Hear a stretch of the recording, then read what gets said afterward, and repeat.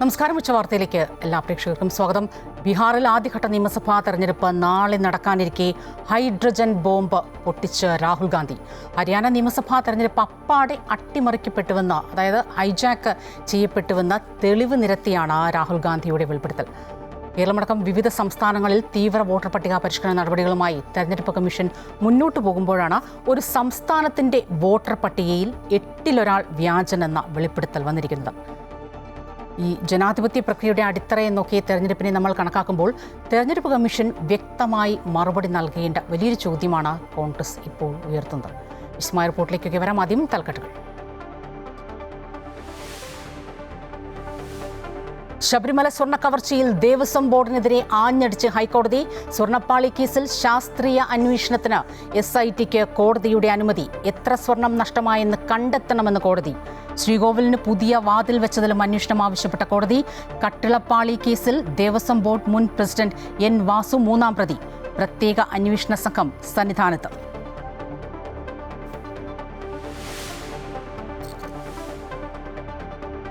ഹരിയാന നിയമസഭാ തെരഞ്ഞെടുപ്പിൽ നടന്നത് വൻ അട്ടിമറിയെന്ന് രാഹുൽ ഗാന്ധി.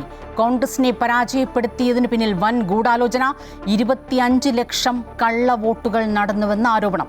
രാഹുലിന്റെ വെളിപ്പെടുത്തൽ. ബീഹാറിൽ ആദ്യഘട്ട വോട്ടെടുപ്പ് നാളെ നടക്കാനിരിക്കും.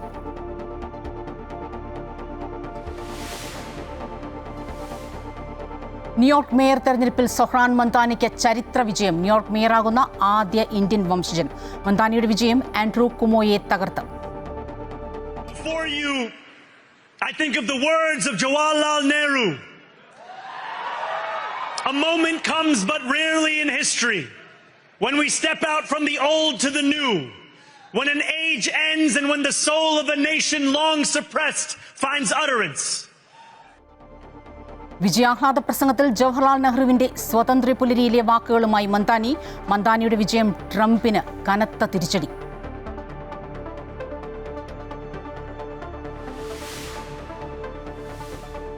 SIRൽ ഇന്ന് വൈകിട്ട് മുഖ്യമന്ത്രിയുടെ നേതൃത്വത്തിൽ സർവകക്ഷി യോഗം. ഓൺലൈൻ യോഗത്തിൽ പ്രതിപക്ഷ നേതാവ് ഉൾപ്പെടെ പങ്കെടുക്കും. തദ്ദേശ തെരഞ്ഞെടുപ്പിന് വോട്ട് ചേർക്കാനുള്ള സമയപരിധി ഇന്ന് അവസാനിക്കും.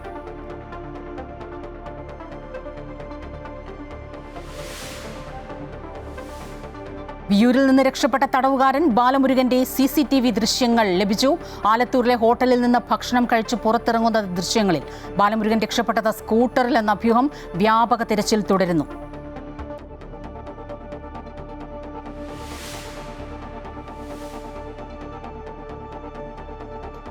കരൂർ ദുരന്തത്തിന് ശേഷമുള്ള TVKയുടെ ജനറൽ കൗൺസിൽ യോഗം മഹാബലിപുരത്ത് ചേരുന്നു. അടുത്ത രാഷ്ട്രീയ നീക്കത്തിൽ തീരുമാനമെടുത്തേക്കും. കരൂർ ദുരന്തത്തെക്കുറിച്ച് വിജയ് പരാമർശങ്ങൾ നടത്തിയേക്കുമെന്ന് സൂചന.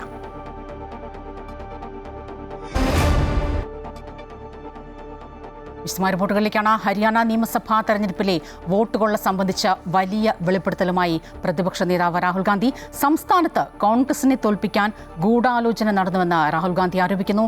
25 ലക്ഷം വോട്ടുകൾ കവർച്ച ചെയ്യപ്പെട്ടു. ഒരാൾ 10 ബൂത്തുകളിലായി 22 തവണ വോട്ട് ചെയ്തുവെന്നും രാഹുൽ പറഞ്ഞു. ഹരിയാനയിൽ കോൺഗ്രസ് അധികാരത്തിലെത്തുമെന്നായിരുന്നു സർവേ ഫലങ്ങൾ. പക്ഷേ കോൺഗ്രസ് പരാജയപ്പെട്ടുവെന്നും അദ്ദേഹം പറഞ്ഞു. ബീഹാറിൽ ആദ്യഘട്ട വോട്ടെടുപ്പ് നാളെ നടക്കാനിരിക്കെയാണ് രാഹുലിന്റെ വെളിപ്പെടുത്തൽ.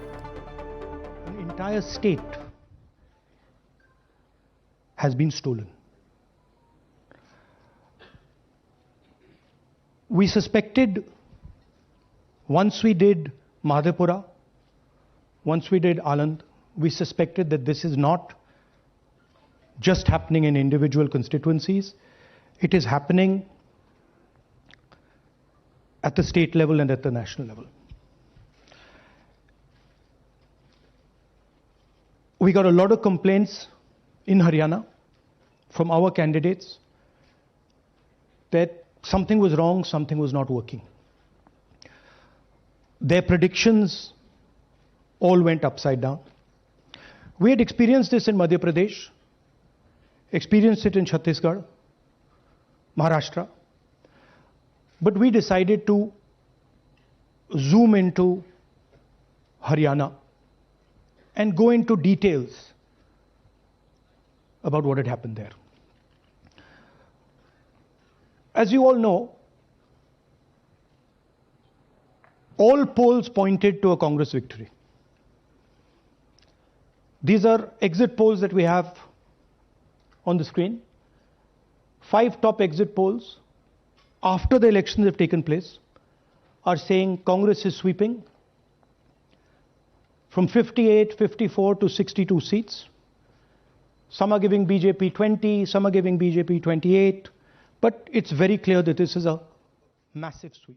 ഹരിയാനയിൽ കോൺഗ്രസിനെ തോൽപ്പിക്കാൻ വലിയ രീതിയിലുള്ള ഗൂഢാലോചന നടന്നു. താൻ പറയുന്നത് 100% ശരിയാണ് എന്ന് പറഞ്ഞുകൊണ്ടായിരുന്നു രാഹുൽ ഗാന്ധി മാധ്യമങ്ങളോട് സംസാരിച്ചത്. രാഹുലിൻ്റെ വാർത്താസമ്മേളനം തുടങ്ങിയത് ഹരിയാനയിൽ മാധ്യമങ്ങളുടെ പ്രവചനം പോലും അട്ടിമറിക്കത്തക്ക രീതിയിലുള്ള ഫലമാണ് ഉണ്ടായത്. എല്ലാ എക്സിറ്റ് പോളുകളും കോൺഗ്രസിന് അനുകൂലമായിരുന്നു. പോസ്റ്റൽ വോട്ടുകളിൽ കോൺഗ്രസിന് മുൻതൂക്കമുണ്ടായിരുന്നു. എന്നാൽ രാജ്യത്തെ ഞെട്ടിപ്പിക്കുന്ന തരത്തിലുള്ള വെളിപ്പെടുത്തലുകളാണ് പുറത്തുവരുന്നത് എന്ന് രാഹുൽ ഗാന്ധി പറയുന്നു. ഒരു ബ്രസീലിയൻ മോഡലിൻ്റെ പടം ഉപയോഗിച്ച് 25 ഇടത്ത് തെറ്റായ രീതിയിൽ കള്ള വോട്ട് ചെയ്യപ്പെട്ടു എന്നതടക്കമുള്ള ആരോപണമാണ് തുടക്കത്തിൽ രാഹുൽ ഗാന്ധി ഉന്നയിച്ചത്. തുടർന്ന് 10 ബൂത്തുകളിലായി 22 വോട്ടുകൾ വരെ ചെയ്തവർ വോട്ടർ പട്ടികയിൽ ഹരിയാന നിയമസഭാ തെരഞ്ഞെടുപ്പിൻ്റെ വോട്ടർ പട്ടികയുടെ ചിത്രമടക്കം പ്രദർശിപ്പിച്ചുകൊണ്ടാണ് രാഹുൽ ഗാന്ധിയുടെ വാർത്താ സമ്മേളനം മാധ്യമങ്ങൾക്ക് മുന്നിൽ കാര്യങ്ങൾ വിശദീകരിച്ചത്. ഹൈഡ്രജൻ ബോംബ് എന്ന കോൺഗ്രസ് നേരത്തെ തന്നെ വിശേഷിപ്പിച്ചിരുന്നതാണ് ഈ ഒരു വാർത്താ സമ്മേളനത്തെ. എച്ച് ഫയലിൽ എന്തൊക്കെയുണ്ട് എന്നതടക്കമുള്ള കാര്യങ്ങളായിരുന്നു ഏവരും ആകാംക്ഷയോടുകൂടി ഉറ്റുനോക്കിക്കൊണ്ടിരുന്നത്. ഏതാണ്ട് 22,499 വോട്ടിൻ്റെ ഒരു വ്യത്യാസമാണ് നിയമസഭാ തെരഞ്ഞെടുപ്പിൽ കോൺഗ്രസും BJPയും തമ്മിലുണ്ടായിരുന്നത്. എന്നാൽ അതിനെയൊക്കെ അട്ടിമറിക്കത്തക്ക രീതിയിലുള്ള വൻ ഗൂഢാലോചന 2 ദിവസത്തിന് ശേഷം ഹരിയാന മുഖ്യമന്ത്രിയുടെ വാർത്താ സമ്മേളനം തന്നെ അദ്ദേഹം പറഞ്ഞ കാര്യങ്ങൾ തന്നെ ഇത്തരത്തിൽ ഗൂഢാലോചന നടന്നു, അത്തരത്തിൽ വ്യവസ്ഥകൾ താൻ ചെയ്തിട്ടുണ്ട് എന്ന തരത്തിലുള്ള അദ്ദേഹത്തിൻ്റെ ആത്മവിശ്വാസത്തോടു കൂടിയുള്ള വാർത്താ സമ്മേളനത്തിൻ്റെ ശകലങ്ങളും അദ്ദേഹം ആ വീഡിയോയിൽ പ്രദർശിപ്പിക്കുകയുണ്ടായി. എന്തായാലും വലിയ രീതിയിൽ തെരഞ്ഞെടുപ്പ് കമ്മീഷനടക്കം വലിയ രീതിയിൽ മറുപടി പറയേണ്ട ചോദ്യങ്ങളാണ് രാഹുൽ ഗാന്ധി ഇന്ന് മാധ്യമങ്ങൾക്ക് മുന്നിൽ വെച്ചത്. ശബരിമല സ്വർണ്ണപ്പാളി കേസിൽ ശാസ്ത്രീയ അന്വേഷണം നടത്താൻ പ്രത്യേക അന്വേഷണ സംഘത്തിന് അനുമതി നൽകി ഹൈക്കോടതി. ഇതിനായി വിവിധയിടങ്ങളിൽ നിന്ന് സ്വർണ്ണ സാമ്പിൾ ശേഖരിക്കാം. ശ്രീകോവിലിൽ പുതിയ വാതിൽ വെച്ചതിലും അന്വേഷണം നടത്താൻ SITക്ക് കോടതി നിർദ്ദേശം നൽകി. പുതിയ വാതിൽ വെച്ചതിലും പോറ്റിയെ മുൻനിർത്തി വൻ തട്ടിപ്പ് നടന്നതായി സംശയിക്കുന്നുവെന്ന് കോടതി ചൂണ്ടിക്കാട്ടി. ചെന്നൈയിൽ എന്താണ് നടന്നതെന്ന് കൃത്യമായി അറിയണം. പോറ്റി നടത്തിയ പല ഇടപാടുകളിലും ദേവസ്വം ഉദ്യോഗസ്ഥർ ഒത്താശ ചെയ്തുവെന്നും കോടതി പറഞ്ഞു. ആരെല്ലാം സ്വർണ്ണക്കൊള്ളയുടെ ഭാഗമായോ അവരിലേക്കെല്ലാം എത്തണം. ദേവന്റെ സ്വത്ത് സംരക്ഷിക്കുകയാണ് ദേവസ്വം ബോർഡിന്റെ ലക്ഷ്യം. ദേവസ്വം ബോർഡ് ഉദ്യോഗസ്ഥർ അഴിമതി നിരോധന നിയമത്തിന്റെ പരിധിയിൽ വരുമോ എന്ന് പരിശോധിക്കണമെന്നും SITയോട് ഹൈക്കോടതി പറഞ്ഞു. അടച്ചിട്ട കോടതി മുറിയിലാണ് SITയുടെ 2ാം ഘട്ട അന്വേഷണ റിപ്പോർട്ട് പരിഗണിച്ചത്. അന്വേഷണ ഉദ്യോഗസ്ഥനായ SP S ശശിധരൻ കോടതിയിൽ നേരിട്ട് ഹാജരായി. 10 ദിവസത്തിനിടെ അന്വേഷണത്തിൽ എന്ത് പുരോഗതി ഉണ്ടായി എന്ന് കോടതി വിലയിരുത്തി. SIT പിടിച്ചെടുത്ത മിനിറ്റ്സ് ബുക്കും കോടതി പരിശോധിച്ചു. മിനിറ്റ്സ് രേഖപ്പെടുത്തിയാലും വലിയ രീതിയിൽ ക്രമക്കേടുണ്ട് എന്നാണ് കോടതി കണ്ടെത്തിയിരിക്കുന്നത്. സ്വർണ്ണപ്പാളി കേസുമായി ബന്ധപ്പെട്ട് ദേവസ്വം വിജിലൻസും മറ്റൊരു റിപ്പോർട്ട് സമർപ്പിച്ചിട്ടുണ്ട്. സ്വർണ്ണക്കൊള്ളയുമായി ബന്ധപ്പെട്ട കത്തിടപാടുകളെക്കുറിച്ചുള്ള റിപ്പോർട്ടാണ് ദേവസ്വം വിജിലൻസ് പുതിയതായി സമർപ്പിച്ചത്. അതേസമയം സ്വർണ്ണക്കൊള്ള കേസിൽ പ്രത്യേക അന്വേഷണ സംഘം ശബരിമല സന്നിധാനത്ത് പരിശോധന നടത്തുകയാണ്. CIയുടെ നേതൃത്വത്തിലുള്ള 7 അംഗ സംഘമാണ് രാവിലെ 10 മണിയോടെ സന്നിധാനത്തെത്തിയത്. ശ്രീകോവിൽ കട്ടിളപ്പാളിയിലെ സ്വർണം കവർച്ച ചെയ്ത കേസുമായി ബന്ധപ്പെട്ട പരിശോധനകളാണ് സംഘം സന്നിധാനത്ത് നടത്തുന്നത്. കട്ടിളപ്പാളികൾ സംബന്ധിച്ച് രേഖകളുടെ പരിശോധനയും വിശദമായ തെളിവെടുപ്പും പുരോഗമിക്കുകയാണ്. ഇന്ന് തന്നെ സന്നിധാനത്തെ പരിശോധന പൂർത്തിയാക്കാനാണ് അന്വേഷണ സംഘത്തിന്റെ നീക്കം. നേരത്തെ 2 തവണ സന്നിധാനത്തെത്തി വിവരങ്ങൾ ശേഖരിച്ചിരുന്നു.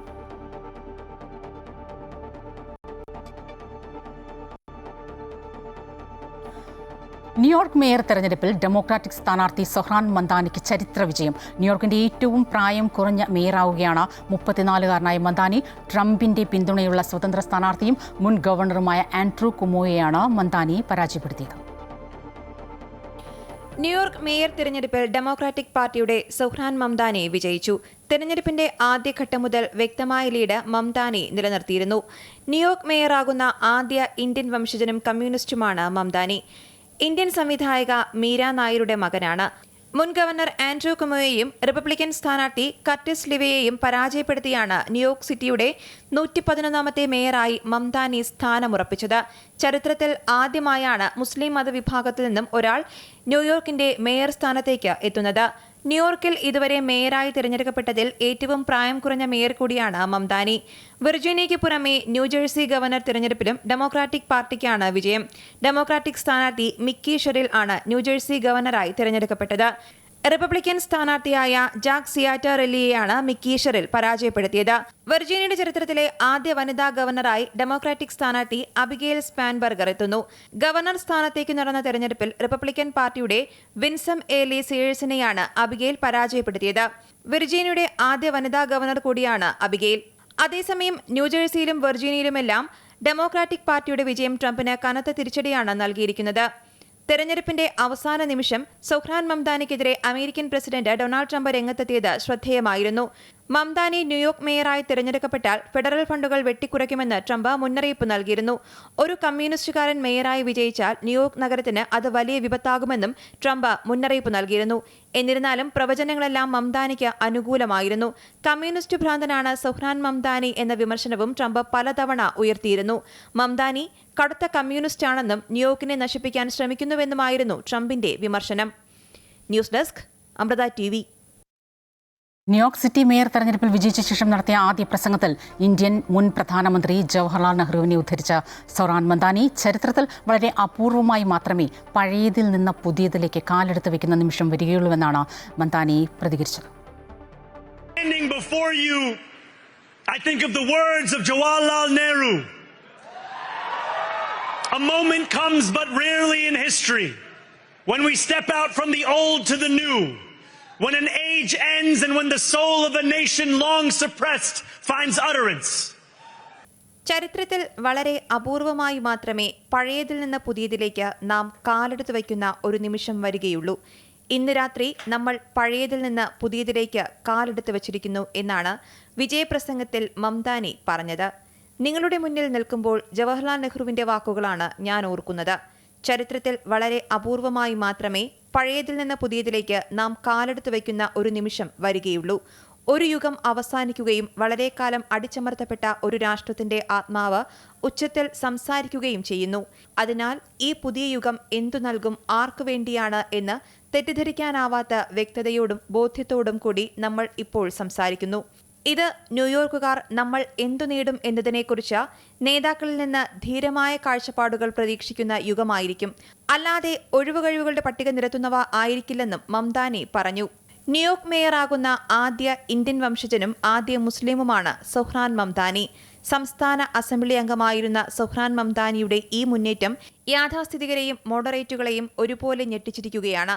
ഭവനരഹിതർക്ക് താങ്ങാനാവുന്ന വാടക, കോർപ്പറേറ്റുകൾക്കും സമ്പന്നർക്കും ഉയർന്ന നികുതി, പൊതുഗതാഗതം സൗജന്യമാക്കുക തുടങ്ങിയ വിഷയങ്ങളിൽ ഊന്നിയുള്ള അദ്ദേഹത്തിന്റെ പ്രകടന പത്രിക യുവജനങ്ങളെയും തൊഴിലാളി വർഗത്തെയും ശക്തമായി ആകർഷിച്ചു എന്നതിന്റെ തെളിവാണ് ചരിത്ര ഭൂരിപക്ഷത്തോടെയുള്ള മംദാനിയുടെ വിജയം. News desk Amrita TV. അമേരിക്കയിൽ കാർഗോ വിമാനം തകർന്നു വീണു. വ്യവസായ മേഖലയിലാണ് അപകടമുണ്ടായത്.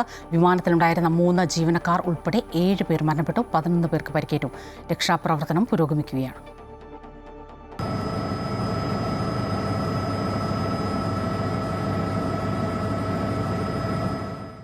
കെൻഡക്കിയിലെ വ്യവസായ മേഖലയിലാണ് അപകടം നടന്നത്.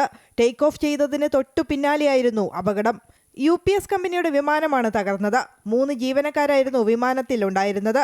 1,44,000 ലിറ്റർ ഇന്ധനം കൊണ്ടുപോവുകയായിരുന്ന കാർഗോ ഫ്ലൈറ്റാണ് പൊട്ടിത്തെറിച്ചത്. വിമാനം കത്തിച്ചാമ്പലായി. വലിയ അളവിൽ ജെറ്റ് ഇന്ധനം ഉണ്ടായിരുന്നതാണ് തീപിടുത്തത്തിന് കാരണമെന്ന് അന്താരാഷ്ട്ര മാധ്യമങ്ങൾ റിപ്പോർട്ട് ചെയ്തു. വിമാനം തകർന്നു വീണതിന് പിന്നാലെ പ്രദേശം പുകപടലം കൊണ്ട് നിറഞ്ഞു.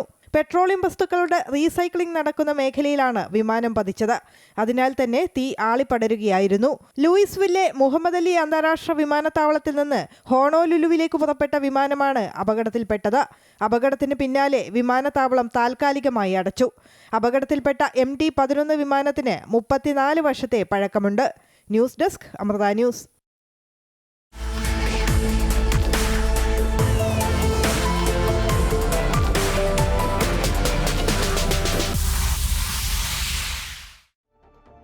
ബീഹാറിൽ ഒന്നാം ഘട്ട വോട്ടെടുപ്പ് നാളെയാണ്. 18 ജില്ലകളിലെ 121 സീറ്റുകളിലേക്കാണ് വോട്ടെടുപ്പ് നടക്കുന്നത്. പാറ്റ്ന, വൈശാലി, മുസാഫർപൂർ, ഗോപാൽഗഞ്ച് എന്നിവിടങ്ങളിലാണ് ഒന്നാം ഘട്ടത്തിൽ വിധിയെഴുത്ത്. RJDയുടെ മുഖ്യമന്ത്രി സ്ഥാനാർത്ഥി തേജസ്വി യാദവ്, BJP ഉപമുഖ്യമന്ത്രി സമ്രാട് ചൗധരി എന്നിവർ ഉൾപ്പെടെ പ്രമുഖർ ജനവിധി തേടുന്നുണ്ട്. കനത്ത സുരക്ഷയാണ് സംസ്ഥാനത്ത് ഒരുക്കിയിട്ടുള്ളത്. 3,70,00,000 വോട്ടർമാരാണ് ഒന്നാം ഘട്ടത്തിലെ വോട്ടർമാർ. 18 ജില്ലകളിലെ 121 മണ്ഡലങ്ങൾ നാളെ വിധിയെഴുതുമ്പോൾ മഹാസഖ്യത്തെ സംബന്ധിച്ച് നിർണായകമാണ് ഈ ഘട്ടം. കഴിഞ്ഞ തവണ ഈ 121 സീറ്റുകളിൽ 60 ഇടത്തും മഹാസഖ്യം വിജയിച്ചതാണ്. എന്നാൽ കാര്യങ്ങൾ ഇത്തവണ അത്ര അനുകൂലമല്ല. പ്രശാന്ത് കിഷോറിന്റെ ജൻസൂരജ് പാർട്ടിയും OYCയുടെ AIMIMഉം പ്രതിപക്ഷ വോട്ടുകളിൽ വിള്ളലുണ്ടാക്കുമെന്ന് ഉറപ്പാണ്. സ്ത്രീ വോട്ടർമാരെ ലക്ഷ്യമിട്ടാണ് NDAയുടെ നീക്കങ്ങൾ അത്രയും. 2020 വോട്ട് ചെയ്തതിൽ 59% സ്ത്രീ വോട്ടർമാരായിരുന്നു. പുരുഷന്മാരെക്കാൾ 5% അധികം സ്ത്രീകൾ വോട്ട് രേഖപ്പെടുത്തി. ബീഹാർ വിരുദ്ധ പരാമർശവും സ്ത്രീവിരുദ്ധ പരാമർശവുമെല്ലാം BJP തെരഞ്ഞെടുപ്പിൽ പ്രചാരണായുധം ആക്കിയിട്ടുണ്ട്. മഹാസഖ്യത്തിന്റെ മുഖ്യമന്ത്രി സ്ഥാനാർത്ഥിയും RJD നേതാവുമായ തേജസ്വി യാദവ് മത്സരിക്കുന്ന ഖരഗ്പൂർ, ഉപമുഖ്യമന്ത്രിമാരായ സാമ്രാട് ചൗധരിയും വിജയ് കുമാർ സിൻഹയും മത്സരിക്കുന്ന താരാപൂർ, ലക്സരായി എന്നിവയാണ് ശ്രദ്ധേയ പോരാട്ടങ്ങൾ നടക്കുന്ന മണ്ഡലങ്ങൾ. മഹുവ മണ്ഡലത്തിൽ നിന്ന് തേജസ്വിയുടെ സഹോദരൻ തേജ് പ്രതാപും ജനവിധി തേടുന്നുണ്ട്. കൊലപാതക കേസിൽ അറസ്റ്റിലായ JDU നേതാവ് അനന്ത് സിംഗും ഒന്നാം ഘട്ടത്തിൽ ജനവിധി തേടുന്നവരിൽ ഉൾപ്പെടുന്നു. വലിയ തോതിലുള്ള സുരക്ഷാ ക്രമീകരണങ്ങളാണ് പോളിംഗ് ബൂത്തുകളിൽ ഏർപ്പെടുത്തിയിരിക്കുന്നത്. ഇന്ത്യൻ റിസർവ് ബറ്റാലിയനു പുറമെ ത്രിപുര സ്റ്റേറ്റ് റൈഫിൾസും സുരക്ഷയ്ക്കായി ബീഹാറിലുണ്ട്. സംഘർഷബാധിത മേഖലയിൽ ഉൾപ്പെടെ വെബ്കാസ്റ്റിംഗ് സംവിധാനം ഒരുക്കിയിട്ടുണ്ട്. 342 നിരീക്ഷകരാണ് തെരഞ്ഞെടുപ്പ് ചുമതലയ്ക്കായി ബീഹാറിൽ ഉള്ളത്. നാളെ രാവിലെ 7 മുതൽ വൈകിട്ട് 5 മണി വരെയാണ് പോളിംഗ് സമയം. അമൃത ന്യൂസ്, ന്യൂഡൽഹി. ഹരിയാന തെരഞ്ഞെടുപ്പിലെ വോട്ടുകളെ സംബന്ധിച്ച് വലിയ വെളിപ്പെടുത്തലാണ് പ്രതിപക്ഷ നേതാവ് രാഹുൽ ഗാന്ധി ഇന്ന് നടത്തിയത്. കോൺഗ്രസിനെ തോൽപ്പിക്കാൻ സംസ്ഥാനത്ത് ഹരിയാനയിൽ ഗൂഢാലോചന നടന്നുവെന്നായിരുന്നു രാഹുൽ ഗാന്ധിയുടെ ആരോപണം. ഏറ്റവും പുതിയ വിവരങ്ങളുമായി പ്രശാന്ത് ചേരുകയാണ്. പ്രശാന്ത്, ഈ രാഹുൽ ഗാന്ധി പറയുന്ന വിവരങ്ങൾ അനുസരിച്ചാണെങ്കിൽ, അദ്ദേഹം പറഞ്ഞ കാര്യങ്ങൾ അനുസരിച്ചാണെങ്കിൽ, ഒരു സംസ്ഥാനത്തിൻ്റെ തിരഞ്ഞെടുപ്പിനെ അപ്പാടെ ഹൈജാക്ക് ചെയ്തു എന്നാണ്, അതിൻ്റെ തിരഞ്ഞെടുപ്പ് ഫലത്തെ അതേപടി അട്ടിമറിക്കപ്പെട്ടു എന്നാണ് അദ്ദേഹം ഉദാഹരണ സഹിതം തെളിവുകൾ നിരത്തി പറയുന്നത്. സ്വപ്ന, ഹരിയാന തെരഞ്ഞെടുപ്പിന്റെ ഒരു ഫലം നമ്മൾ പ്രതീക്ഷിച്ചതിലെ കോൺഗ്രസ് അടക്കം മറ്റു പല രാഷ്ട്രീയ പാർട്ടികളും ജനവുമെല്ലാം തന്നെ പ്രതീക്ഷിച്ചത് കോൺഗ്രസ് അധികാരത്തിൽ വരും എന്നുള്ളതായിരുന്നു. അതിനുള്ള സാഹചര്യങ്ങൾ ഒരുങ്ങുമൊക്കെ ചെയ്തിരുന്നു. പക്ഷേ അവസാനം ആദ്യഘട്ടങ്ങളിൽ തന്നെ വോട്ടെടുപ്പിന്റെ ഒരു പകുതിയോടെടുക്കുമ്പോൾ തന്നെ കോൺഗ്രസ് വലിയ ഭൂരിപക്ഷത്തിലേക്ക് പോകുന്ന ഒരു സാഹചര്യം ഉണ്ടായത്. പക്ഷേ പിന്നെ വളരെ പെട്ടെന്ന് കോൺഗ്രസ് താഴേക്ക് പോവുകയും BJP വീണ്ടും അധികാരത്തിലേക്ക് എത്തുന്ന സാഹചര്യവുമാണ് ഉണ്ടായത്. ഇതിൽ തന്നെ ആ ഒരു സമയത്ത്, അല്ലെങ്കിൽ ഇതിനു മുൻപേ തന്നെ വളരെ കൃത്യമായ നീക്കങ്ങൾ BJPയുടെ ഭാഗത്ത് നടന്നു. പ്രധാനമന്ത്രിയും ആഭ്യന്തരമന്ത്രിയും എല്ലാം തന്നെ തെരഞ്ഞെടുപ്പ് കമ്മീഷന്റെ നേതൃത്വത്തിൽ ഇത്തരത്തിൽ ഇടപെടലുകൾ നടത്തി എന്നുള്ളതാണ് രാഹുൽ ഗാന്ധി ആരോപിക്കുന്നത്. 25 ലക്ഷം വോട്ടാണ് ഹരിയാനയിൽ മോഷ്ടിക്കപ്പെട്ടത് എന്നുള്ളതാണ് രാഹുൽ ഗാന്ധി പറയുന്നത്. അതിൽ തന്നെ ഇരട്ട വോട്ടുകൾ ക്രമക്കേട് നടന്നു എന്നുള്ളതാണ് വ്യക്തമാക്കുന്നത്. ഇരട്ട വോട്ടുകളായിട്ടുള്ളത് 5,23,619 മേൽവിലാസം, വ്യാജ മേൽവിലാസത്തിൽ 93,000 വോട്ടുകൾ ചേർത്തു എന്നുകൂടി രാഹുൽ ഗാന്ധി പറയുന്നു. അതോടൊപ്പം തന്നെ ഒരേ പേരുകളിൽ നിരവധി വോട്ടുകൾ ചേർത്തത് 19,26,000 എന്നുള്ളതാണ് രാഹുൽ ഗാന്ധി പറയുന്നത്. 22 വോട്ടുകൾ ചേർത്തിട്ടുള്ളത് മാത്യൂസ് ഫെരേറോ എന്ന് പറയുന്ന ബ്രസീലിയൻ മോഡലിന്റെ പേരിലാണ്. അവരുടെ ചിത്രങ്ങളും മറ്റു വിവരങ്ങളും എല്ലാം തന്നെ രാഹുൽ ഗാന്ധി പുറത്തുവിടുകയും ഒക്കെ ചെയ്തിട്ടുണ്ട്. ഇവരുടെ പേരിൽ 22 വോട്ടുകളുണ്ട്. നിരവധി 122 വോട്ടുകൾ ഒരേ പേരിൽ ഒരേ ആളുടെ ഫോട്ടോ വെച്ച് ചേർന്നു. പ്രശാന്താണ് വിവരങ്ങളുമായി ചേർന്നത്.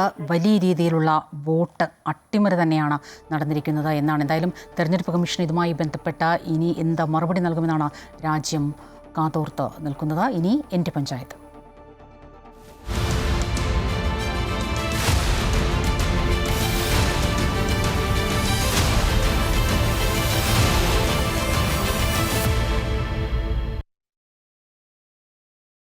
മണിമലയാറിൻ്റെ തീരത്ത് സ്ഥിതി ചെയ്യുന്ന പത്തനംതിട്ട ജില്ലയിലെ ഒരു മലയോര കാർഷിക ഗ്രാമമാണ് കോട്ടാങ്ങൽ പഞ്ചായത്ത്.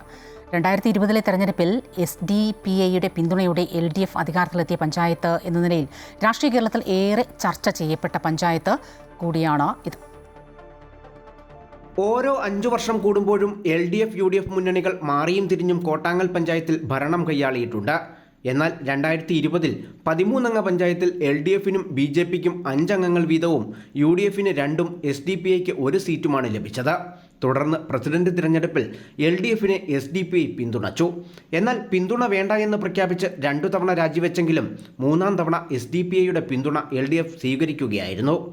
എടുത്തു പറയത്തക്ക തന്നെ ഒരുപാട് വികസന പ്രവർത്തനങ്ങൾ എല്ലാ ഘടക സ്ഥാപനങ്ങളും സ്മാർട്ടാക്കാനായിട്ട് കഴിഞ്ഞു എന്നുള്ളതാണ്. കൃഷിഭവൻ, അതുപോലെ തന്നെ നമ്മുടെ വില്ലേജ് ഓഫീസ് സ്മാർട്ട് വില്ലേജ് ഓഫീസാണ്. ഹോമിയോ ആശുപത്രിക്ക് പുതിയ കെട്ടിടവും അതോടൊപ്പം തന്നെ 2 അവാർഡുകളും ഹോമിയോ ആശുപത്രിക്ക് ലഭിച്ചു. പിന്നെ നമ്മുടെ പ്രാഥമിക ആരോഗ്യ കേന്ദ്രത്തിന് 1.5 കോടി രൂപ MLA ഫണ്ടിൽ നിന്ന് അനുവദിച്ചു കഴിഞ്ഞു. അതിനോടൊപ്പം തന്നെ അതിനോട് ചേർന്നുകൊണ്ട് സബ് സെന്ററിന് 55 ലക്ഷം രൂപ അനുവദിച്ചു. ഒരു ആംബുലൻസിന്റെ സേവനം ലഭ്യമാക്കി. നിരവധി റോഡുകൾ BMBC നിലവാരത്തിൽ എത്തിച്ചു കഴിഞ്ഞിട്ടുണ്ട്. അതുപോലെ തന്നെ ജലജീവൻ മിഷൻ വഴി 90% വീടുകളിലും കുടിവെള്ളം എത്തിക്കുവാനും അതോടൊപ്പം തന്നെ നമ്മുടെ ചുങ്കപ്പാറ കോട്ടാങ്ങൽ പെടുന്ന പ്രദേശങ്ങളിൽ അവിടെ ഉയരം കൂടിയ പ്രദേശങ്ങളിൽ വെള്ളം എത്തിക്കുന്നതിന് വേണ്ടി നമ്മുടെ കുന്നനോലി ടാങ്കിന്റെ പുതിയൊരു ടാങ്ക് നിർമ്മാണത്തിന് സ്ഥലം ഏറ്റെടുത്തു. പഞ്ചായത്തിലെ ഇടതുപക്ഷത്തിന്റെ നിലപാട് നിരവധി തവണ രാഷ്ട്രീയമായി BJP ഉയർത്തിക്കൊണ്ടുവന്നിട്ടുണ്ട്. ഇത്തവണയും ഈ വിഷയം തിരഞ്ഞെടുപ്പിന് ആയുധമാക്കും. നിരവധി തവണ അവിശ്വാസ പ്രമേയം കൊണ്ടുവന്നു. ജനങ്ങൾക്ക് വേണ്ടി ഏതെങ്കിലും രീതിയിൽ നല്ലൊരു ഭരണം അവർക്ക് വേണ്ടി കാഴ്ചവെക്കുവാൻ വേണ്ടിയിട്ടും അവരുടെ ഭീതി അകറ്റുവാൻ വേണ്ടിയിട്ടുമാണ് ഭാരതീയ ജനതാ പാർട്ടി ശ്രമിച്ചുകൊണ്ടിരുന്നത്. എന്നാൽ വീണ്ടും SDPIയുടെ സഹായത്തോടുകൂടി അവര് ഭരണത്തിലേറുകയാണ് ചെയ്തത്. അതുപോലെ തന്നെ ഈ കോട്ടാങ്ങൽ പഞ്ചായത്തിലെ 5 വർഷം പുറകോട്ടടിച്ച ഒരു ഭരണമായിരുന്നു ഇവിടെ ഉണ്ടായിരുന്നത്. 5 വർഷത്തെ വികസനങ്ങള് വളരെ വല്ലാത്തൊരു അവസ്ഥയിലാണ് പോയിക്കൊണ്ടിരുന്നത്. സാധാരണ ജനങ്ങൾക്കുള്ള അവകാശങ്ങൾ പോലും നിഷേധിക്കപ്പെടുകയും അതുപോലെ അവർക്കുള്ള പൊതുജന സേവനങ്ങൾ പോലും ഈ പഞ്ചായത്തിൽ നിന്നും നൽകുവാനായിട്ട് സാധിച്ചിരുന്നില്ല. ഭരണം പിടിക്കാൻ LDFനെ സഹായിച്ചെങ്കിലും SDPI തൃപ്തരല്ല. ഇത്തവണ 10ഓളം വാർഡുകളിൽ ഇവർ ഒറ്റയ്ക്ക് സ്ഥാനാർത്ഥികളെ നിർത്തുന്നുണ്ട്. കുടിവെള്ളം ഈ പഞ്ചായത്തിലെ പല മേഖലകളിലും കുടിവെള്ളം എത്തിയിട്ടില്ല. റോഡ് പൊളിച്ച് പൈപ്പിട്ട് പോകുന്ന അല്ലാതെ വീടുകളിൽ കുടിവെള്ളം എത്താത്ത സാഹചര്യം, മീറ്റർ ഒരു അനക്കം പോലും അനക്കാതെ ബില്ലുകൾ മാസം തോറും വന്നുകൊണ്ടിരിക്കുന്ന സാഹചര്യമാണ് നിലവിലുള്ളത്. കുട്ടികൾക്ക് കളിക്കാനൊരു കൊടാ പഞ്ചായത്തിൽ കളിക്കളം ഇല്ല. അതായത് അടിസ്ഥാന സൗകര്യങ്ങൾ ഒന്നും തന്നെ എത്തി നോക്കാത്തൊരു പഞ്ചായത്താണ് SDPIനെ വിലയിരുത്തുന്നത്. കഴിഞ്ഞ തവണ 2 സീറ്റുകളിൽ ഒതുങ്ങേണ്ടി വന്നെങ്കിലും ഇത്തവണ ഭൂരിപക്ഷം സീറ്റുകളും പിടിക്കാൻ ഒരുങ്ങുകയാണ് UDF. പഞ്ചായത്തിനെ ഒരു 5 വർഷം പുകയിലേക്കാണ് മാറ്റിയിരിക്കുന്നത്. CPM നേതൃത്വം കൊടുക്കുന്ന ഭരണസമിതി വളരെയേറെ പിന്നോട്ടാണ് പോയിരിക്കുന്നത്.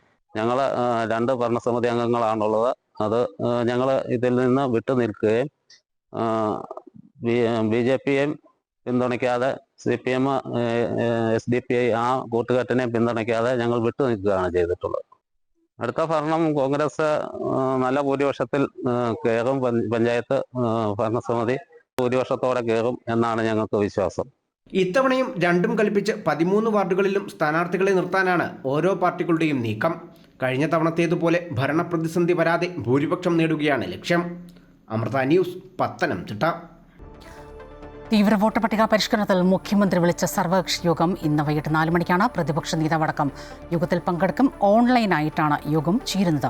വോട്ടർ പട്ടിക തീവ്ര പുനഃപരിശോധന കേരളത്തിലും നടപ്പിലാക്കാനുള്ള നടപടികൾ തെരഞ്ഞെടുപ്പ് കമ്മീഷൻ ആരംഭിച്ചിരിക്കുന്ന സാഹചര്യത്തിലാണ് യോഗം ചേരുന്നത്. വോട്ടർ പട്ടിക തീവ്ര പുനഃപരിശോധനയ്ക്ക് പിന്നിൽ പൗരത്വത്തെ മതാധിഷ്ഠിതമാക്കുന്ന പൗരത്വ ഭേദഗതി നിയമം പൊടിതട്ടിയെടുക്കാനുള്ള ശ്രമമാണ് എന്നാണ് കേരളത്തിന്റെ നിലപാട്.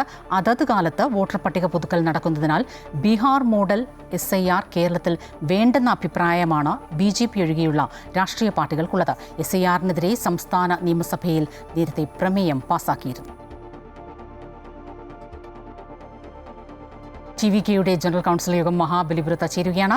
കരൂർ ദുരന്തത്തിന് ശേഷമുള്ള പാർട്ടിയുടെ ആദ്യ സുപ്രധാന യോഗമാണിത്. അടുത്ത രാഷ്ട്രീയ നീക്കം സംബന്ധിച്ച യോഗത്തിൽ തീരുമാനമാകുമെന്നാണ് സൂചന. പാർട്ടിയുടെ പ്രധാന പ്രമേയങ്ങൾ സംഘടനാപരമായ പുനഃസംഘടന ഉൾപ്പെടെയുള്ളവ ചർച്ചയാകും. പാർട്ടി അധ്യക്ഷനും നടനുമായ വിജയ് കരൂർ ദുരന്തത്തെക്കുറിച്ച് എന്തെങ്കിലും പരാമർശങ്ങൾ നടത്തുമോ എന്നോ ഏവരും ഉറ്റുനോക്കുന്നുണ്ട്. തമിഴ്നാട് പോലീസിന്റെ കസ്റ്റഡിയിൽ നിന്നും രക്ഷപ്പെട്ട പ്രതി ബാലമുരുകനായി വ്യാപക അന്വേഷണം തുടരുന്നു. വിയൂർ പോലീസിനൊപ്പം തമിഴ്നാട് പോലീസും സംഘത്തിലുണ്ട്. വിയൂർ മണലാർ റോഡ് പരിസരത്തെ CCTV ദൃശ്യങ്ങൾ പോലീസ് പരിശോധിക്കുകയാണ്. ബാലമുരുകൻ രക്ഷപ്പെട്ടത് സ്കൂട്ടറിൽ എന്നാണ് അഭ്യൂഹം. പ്രദേശത്തു നിന്നും ഇന്നലെ രാത്രി ഒരു സ്കൂട്ടർ മോഷണം പോയിരുന്നു. സമാജം റോഡിലെ താമസക്കാരനായ TK സുരേന്ദ്രന്റെ സ്കൂട്ടറാണ് മോഷണം പോയത്. അതിനിടെ ബാലമുരുകന്റെ CCTV ദൃശ്യങ്ങൾ പുറത്തു വന്നിട്ടുണ്ട്. ആലത്തൂരിലെ ഹോട്ടലിൽ നിന്നും ഭക്ഷണം കഴിച്ച് പുറത്തിറങ്ങുന്ന ദൃശ്യങ്ങളാണ് വന്നത്. ഭക്ഷണം കഴിക്കാനായി കൈവിലങ്ങ് അഴിച്ചുമാറ്റിയിരുന്നു എന്ന തമിഴ്നാട് പോലീസിന്റെ മൊഴി സാധൂകരിക്കുന്ന ദൃശ്യങ്ങളാണ് പുറത്തു വന്നിട്ടുള്ളത്.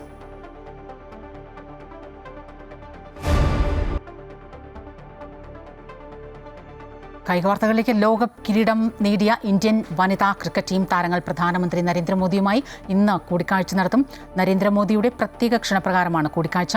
മുംബൈയിലായിരുന്ന താരങ്ങൾ ഡൽഹിയിലെത്തിയിട്ടുണ്ട്. ഉജ്ജ്വല സ്വീകരണമാണ് ഡൽഹിയിലെ ഹോട്ടലിൽ നൽകിയത്. മോദിയുമായുള്ള കൂടിക്കാഴ്ചയ്ക്ക് ശേഷം താരങ്ങൾ സ്വന്തം നാട്ടിലേക്ക് മടങ്ങും. ജേതാക്കളെ കാത്തിരിക്കുന്നത് സമ്മാനങ്ങളുടെ പെരുമഴയാണ്. ICC 40 കോടി രൂപയാണ് സമ്മാനമായി പ്രഖ്യാപിച്ചത്. 51 കോടി രൂപയുടെ ക്യാഷ് അവാർഡ് BCCIയും നൽകും. ഇതിനൊപ്പം ഓരോ സംസ്ഥാനങ്ങളും അവരുടെ താരങ്ങൾക്ക് പാരിതോഷികം പ്രഖ്യാപിച്ചു കഴിഞ്ഞു. ഉച്ചവാർത്ത പൂർത്തിയാകുന്നു. കൂടുതൽ വാർത്തകൾ അമൃത ന്യൂസ് യൂട്യൂബ് ചാനൽ തുടരും. നമസ്കാരം.